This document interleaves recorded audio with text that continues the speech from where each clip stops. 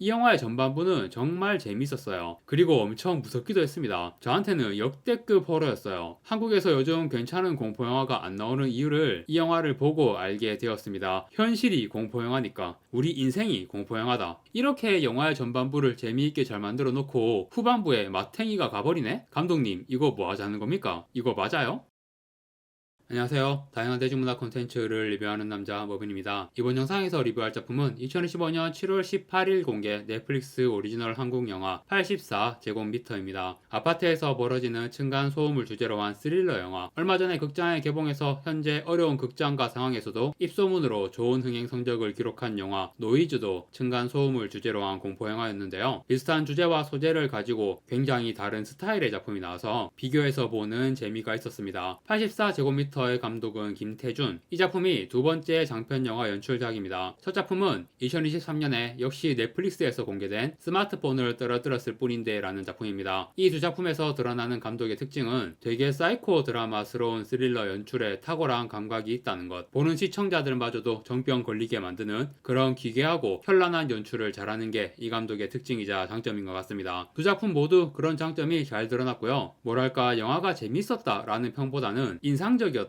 라는 느낌이네요. 아주 강렬한 맛이 있습니다. 저는 솔직히 연출이 너무 요란하거나 현란한 거 그다지 좋아하지 않는데 이 감독은 그런 연출 스타일이 다루고 있는 소재나 이야기와 잘 접목이 되어서 뭔가 찰떡같이 맞아떨어지는 것 같아요. 굉장히 본인의 연출 스타일에 잘 맞는 작품들을 선택을 하고 있는 것 같네요. 그리고 이 영화의 주연 배우는 강하늘입니다. 이 배우가 요즘 되게 다작하는 느낌이죠. 올해 상반기에만 강하늘 주연의 영화를 극장에서 두 편 봤어요. 야당과 스트리밍 그리고 오징어 게임 3 당신의 맛이라는 드라마도 올해 나왔죠. 다작을 하다 보면 뭐 자연스럽게 작품의 질이 균일하기가 힘듭니다. 좋은 작품이 나올 수도 있고 망작이 나올 수도 있고 올해 상반기 강하늘의 극장 개봉작 두 편이 정말 극과 극의 완성도를 보여주었죠. 야당은 상반기 개봉 영화 중에서 최상급의 재미와 완성도였고 이거는 흥행으로 증명된 사실입니다. 요즘같이 어려운 극장 상황에서 19금 영화인데도 330만 명이나 흥행을 했어요. 이번 여름 성수기에 개봉하는 한국과 헐리우드의 블록버스터 영화들 중에서도 330만 명 이상 흥행할 영화는 안 나올 것 같거든요. 지금 한국 극장가가 300만이 통곡의 벽이 되고 있어요. 400만은 꿈의 경지. 그래서 야당의 흥행 성적이 정말 대단하다는 겁니다. 그런데 강하늘의 또 다른 주연 작품 스트리밍 이거는 진짜 바닥 수준의 완성도였죠. 야당과 스트리밍 강하늘 주연의 이 두 작품이 그야말로 극과 극의 수준을 보여주었습니다. 그리고 이번에 넷플릭스로 나온 84제곱미터 강하늘이 참 대단하네요. 이번에는 그냥 영화 한 편에서 극과 극의 수준을 보여줍니다. 이 영화를 전반과 후반 이렇게 둘로 나누면요. 전반은 최고, 후반은 최악 그렇게 정리할 수가 있겠습니다. 이 영화의 전반부는 정말 재밌었어요. 그리고 엄청 무섭기도 했습니다. 저한테는 역대급 호러였어요. 한국에서 요즘 괜찮은 공포영화가 안 나오는 이유를 이 영화를 보고 알게 되었습니다. 현실이 공포영화니까 우리 인생이 공포영화다. 귀신이고 사이코 살인마고 뭐고 그런 비현실적인 애들보다 역시 이런 현실적인 게 세네요. 바닥을 찍은 한 영끌족 남자의 비참한 삶 어떻게든 버티고 버텨서 작은 희망이라도 잡으려고 용을 쓰는데 결국 다 무너져버리는 과정을 보는 게 너무 공포스럽고 소름 돋더라고요. 연출을 되게 감각적으로 잘했어. 주인공이 겪고 있는 고난과 스트레스가 시청자에게 고스란히 전달되도록 하는 연출. 그래서 사실 이 내용들을 재미있게 볼 수도 있고 보기에 너무 힘들었다 이런 반응들도 나오고 있는 것 같습니다. 저도 뭐 사실 재미도 있으면서도 힘들기도 한 그런 감상이었습니다. 그 코인 장면이 이 영화 최고의 백미잖아요. 감독이 정말 극한까지 긴장감 넘치는 연출을 하려고 했어요. 그래서 벌어지는 상황 자체는 너무 무리수야. 일단 매수하고 매도하는 방법이 너무 이상해. 815 찍었을 때 시장가로 매수해라. 시장가로 매수하면 어차피 815로 매수가 안 될 텐데 왜 815 될 때까지 눈을 부릅뜨고 보고 있는 건지 매도도 너무 이상하죠. 고점을 알아도 보통은 안전하게 그 아래 금액대에서부터 분할 매도를 예약으로 걸어놓잖아요. 그런데 강하늘은 조금이라도 더 먹으려고 최고점에서 한 번에 매도하려고 하는 건데 이미 경찰이 열린 문틈 사이로 테이저를 쐈어. 그거 맞지는 않았지만 경찰이 테이저까지 쏘고 있는 상황이라면 바로 매도를 해야지. 조금이라도 더 벌려고 버티다가 결국 테이저 맞고 그런데 그거 먹을 수 있는 최대치로 다 먹어도 비청산 다 안 되지 않나요? 왜냐하면 아파트 계약 취소하고 계약금 2배로 물어줄 거니까. 그리고 다 청산 안 되고 조금 남아도 숨통은 확 트이는 거잖아요. 매달 통장에서 빠져나가는 대출 원리금 액수가 확 줄어드니까. 직장도 딱 보니까 회사가 엄청 큰 빌딩 7억 대출 받을 정도면 잘 나가는 대기업이겠죠. 그러면 이제 대출이 좀 남아도 대기업 월급이면 매달 그 정도 원리금 나가는 건 큰 부담도 아니고 집에 불도 켜고 에어컨도 켜고 샤워기로 샤워도 하며 살 수 있겠죠. 배달 알바도 안 하고. 왜 그렇게 악착같이 최대치로 먹으려고 난리를 부렸는지 이해가 안 됩니다. 뭐 그 외에도 이상한 장면 두성이긴 하지만 결국 테이저 맞고 오두막경 떨다가 매도 실패. 그런데 진짜 보는 사람까지 환장하는 장면으로 연출을 잘하긴 했다. 재미는 있어요. 도파민 터져, 속도 터져, 아주 그냥 다 터져. 이렇게 다 터지는 장면은 그것만으로도 연출을 잘한 거야. 이 장면에서 정말 연출을 잘했다고 느낀 핵심적인 이유는 사실 매도에 실패할 거는 시청자들도 알아요. 이 장면이 영화의 딱 중간 지점이거든요. 영화 끝나려면 멀었어. 더 계속 스토리가 진행이 되어야 한다고. 모든 스토리의 기본이 뭡니까? 주인공이 뭔가를 하려고 한다. 그런데 그게 잘 안 된다. 이게 대부분의 스토리의 기본이에요. 주인공이 하려고 하는 게 잘 안 돼야지 스토리가 계속 진행되는 거야. 영화의 중간 지점에서 매도 실패는 당연한 거죠. 그런데 실패할 거라는 게 뻔히 예상이 되는데도 그렇게 긴장감 넘치는 장면으로 완성을 했다는 거는 내용 전개 과정에서 너무 비현실적인 무리수들이 많이 들어가긴 했어도 감독의 연출 감각이 뛰어나다는 걸 충분히 입증을 했다고 할 수 있습니다. 이 영화의 전반부는 정말 훌륭했다. 코인 장면이 백미이고 아파트 영끌족의 비참한 삶을 정말 현실 공포가 절절하게 느껴지도록 잘 연출했습니다. 이렇게 영화의 전반부를 재미있게 잘 만들어 놓고 후반부에 마탱이가 가버리네? 감독님 이거 뭐 하자는 겁니까? 이거 맞아요? 비슷하게 층간소음 문제를 주제로 한 노이즈라는 영화가 평가도 좋고 흥행에도 성공했거든요. 저도 괜찮게 봤고. 그런데 84제곱미터와 노이즈 이 두 영화에서 공통적으로 느껴지는 아쉬운 점이 있는데 층간소음이라는 정말 우리 현실에 너무 와닿는 내용을 이 작품들에서 다루고 있잖아요. 그런데 두 영화 모두 이 층간소음의 진실을 되게 비정상적이고 비현실적인 내용으로 떼어버렸단 말이에요. 그런데 노이즈는 시작부터 바로 초자연적인 괴이 현상들을 보여줘요. 그래서 영화가 전체적으로 선택한 호러 장르로서의 방향성이라고 이해를 하게 되는데 84제곱미터는 전반부를 그렇게 극한의 현실 공포를 보여주고는 후반부에서 너무 비현실적인 전개로 폭주를 해버린 게 더욱 아쉬움이 크게 느껴지거든요. 이런 식으로 해버리면 두 영화 모두 층간소음 문제라는 우리 현실에 너무 와닿는 주제를 선택한 게 의미가 없어지잖아. 비정상적인 층간소음을 만들어내는 범인의 동기, 노이즈는 그 범인의 동기라도 이해가 됐어. 84제곱미터에서는 1위 영상은 모든 내용을 다 스포일러하는 영상입니다. 범인의 정체가 강하늘 바로 윗집에 사는 남자였어요. 이미 영화 초반에 답이 나왔어. 그 윗집 남자 집에 강하늘이 처음 올라갔을 때 그쪽이 이사 온 이후부터 소리가 나기 시작했다. 그렇게 말을 하거든요. 물론 자기가 내는 소음 아니라고 부인을 하지만 거짓말이었죠. 이 남자의 정체는 프리랜서 카메라맨인데 배우는 서현우입니다. 뉴스거리가 될 만한 영상들을 찍어서 방송국에 파는 그런 직업인 것 같아요. 나이트크롤러라는 영화에서 제이크 질레날이 연기했던 캐릭터도 이런 비슷한 직업이었죠. 84제곱미터에서 후반부에 전개되는 내용은 나이트크롤러와 비슷하기도 해요. 특종을 만들어내기 위해 그야말로 수단과 방법을 가리지 않는 모습, 온갖 불법과 비도덕적인 방법까지 동원하면서. 그런데 이 서현우 캐릭터가 좀 이상한 게 나이트크롤러에서 제이크 질레날은 그냥 본인의 욕망을 위해서 그렇게 하는 거예요. 그런데 서현우는 대한민국 건설업계의 만연한 부실 시공과 그와 관련된 비리들, 그것으로 인해 발생하는 층간소음 등의 문제로 고통받고 있는 대한민국 국민들을 위해 그런 사회정의 실현을 위해 내가 이런 걸 하는 거다. 이런 생각을 가진 것처럼 보이거든요. 이거는 잘 납득이 안 되네요. 그런 훌륭한 사회정의 실현을 위해 살인까지 정당화한다고? 물론 현실에도 더 나은 나라를 만들기 위해서라는 명분으로 온갖 잘못된 수단과 방법을 정당화하려는 무리들이 많이 존재하는 건 사실입니다. 특히 정치권에 서현우 캐릭터가 그런 무리들에 대해 풍자하는 의도를 가진 캐릭터일까요? 그런 걸 수도 있고. 다만 저는 차라리 나이트크롤러의 제이크 질레날처럼 내가 이거 특종 터뜨려서 대박 내야지, 내 커리어를 성공시켜야지, 이런 식의 욕망을 드러내는 게 더 설득력이 있었을 것 같아요. 그런데 죽는 순간까지도 장부에 계속 집착하는 그 모습은 진짜 개인의 욕심이 아닌 사회 정의를 위한 동기를 가진 것 같은 모습이라서 어떤 메시지를 담고 있다고 보이기는 하지만 캐릭터 자체의 설득력은 너무 떨어진다. 영화의 재미라는 측면에서도 그렇고요. 나이트크롤러의 제이크 질레날 같은 캐릭터가 얼마나 보는 재미가 있습니까? 야 이거 진짜 쓰레기구나 하면서. 그런데 84제곱미터에서는 그런 쓰레기구나 라는 느낌의 캐릭터가 염혜란이 연기한 입주민 대표자 캐릭터거든요. 이 사람은 전직 검사이고 검사 시절에 건설사 부실 시공 관련 문제를 덮어버렸고, 이에 대해 서현우가 취재하는 것도 막아버렸고, 아파트에 입주한 이후로는 관리비를 횡령하기도 하고, GTX가 뚫리는 정보를 미리 알아서 아파트에서 발생하는 문제들을 방치해 가격을 떨어뜨린 후 여러 채를 저점 매수해서 나중에 GTX가 되면 가격이 올라서 시세 차익을 노릴 수 있는, 그야말로 전형적인 투기꾼의 모습까지 보여주는, 그냥 한국 사회에 존재하는 악의 총봉상 같은 모습을 보여주는 캐릭터인데, 이 악에 대항하겠다는 서현우가 살인까지 저지르면서 말도 안 되는 막장짓을 보여주기 때문에 여멸한 캐릭터를 보면서 이런 쓰레기가 다 있나 라는 느낌도 별로 확 와닿지 않는 거예요. 전체적으로 이런 빌런들 구도가 상호작용해서 다소 충돌하는 느낌이 있고요. 그래서 캐릭터들의 집중이 잘 안됩니다. 특히 감정적으로 뭔가 붕 떠요. 이 영화는 전반부에서 그렇게 미친 연출로 감정을 쥐락펴락하더니 후반부는 그런 게 전혀 없습니다. 캐릭터의 동기도 그다지 납득이 안 되고 너무 황당하고 말이 안 되는 장면들이 계속 나오니까 결국 이게 무슨 내용이냐면요.